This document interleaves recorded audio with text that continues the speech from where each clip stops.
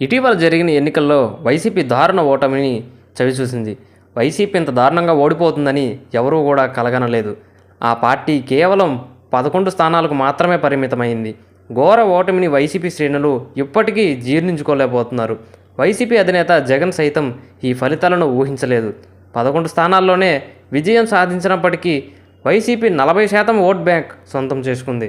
మరోవైపు ప్రజల్లో జగన్కు క్రేజ్ ఏమాత్రం చెక్కు చెదరలేదని వినుకొండ పర్యటన మరోసారి నిరూపించింది.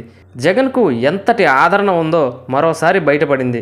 వైఎస్ఆర్సీపీ కార్యకర్త రషీద్ హత్య కావడంతో ఆ కుటుంబాన్ని పరామర్శించడానికి జగన్ శుక్రవారం వినుకొండ వెళ్లారు. మార్గం మధ్యలో జగన్ కాన్వాయ్ను ఆపి మరీ ఆయన తమ అభిమానాన్ని చూపించారు. విజయవాడ నుంచి వినుకొండకు వెళ్లాలంటే సాధారణంగా పట్టే సమయం 2 లేదా 2.5 గంటలు. కానీ జగన్కు అందుకు దాదాపు రెట్టింపు సమయం పట్టింది.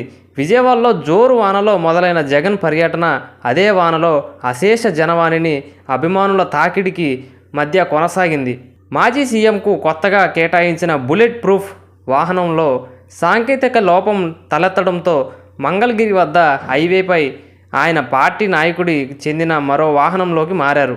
ఆ తర్వాత రూట్లో ప్రతి చోట పెద్ద ఎత్తున అభిమానులు సంఘీభావం ప్రకటిస్తూ తరలి రావడంతో ఆయన వాహనాన్ని ఆపుతూ అందరికీ అభివాదం చేస్తూ ముందుకు కదిలారు. ఇక గుంటూరు, చిలకలూరుపేట, నరసరావుపేట బైపాస్ రోడ్ల వద్ద అభిమానులు పోటెత్తడంతో ఆయన ప్రయాణానికి బ్రేక్ పడింది. వర్షం కురుస్తున్న జగన్ అభిమానులు ఎక్కడా తగ్గలేదు. మరోవైపు జగన్ పర్యటనకు పోలీసులు పదే ఆటంకం కల్పించారు. దాదాపు 15 చోట్ల ఆయన కాన్వాయ్లోని వాహనాలను పోలీసులు అడ్డుకున్నారు. అతి పరిమిత సంఖ్యలో మాత్రమే వారు మాజీ సీఎం వెంట వాహనాలను అనుమతించారు. దీంతో పోలీసుల తీరుపై వైసీపీ అభిమానుల్లో ఆగ్రహం వ్యక్తం చేశారు. ఇక జగన్ రాకతో వినుకొండ జన సముద్రమైంది. గత బుధవారం రాత్రి పట్టణంలో దారుణ హత్యకు గురైన పార్టీ కార్యకర్త రషీద్ కుటుంబ సభ్యులను పరామర్శించేందుకు జగన్ వినుకొండ వెళ్లారు. రషీద్ కుటుంబ సభ్యులను పరామర్శించిన ఆయన వారిని ఓదార్చారు. ఆ కుటుంబానికి భరోసా ఇచ్చారు.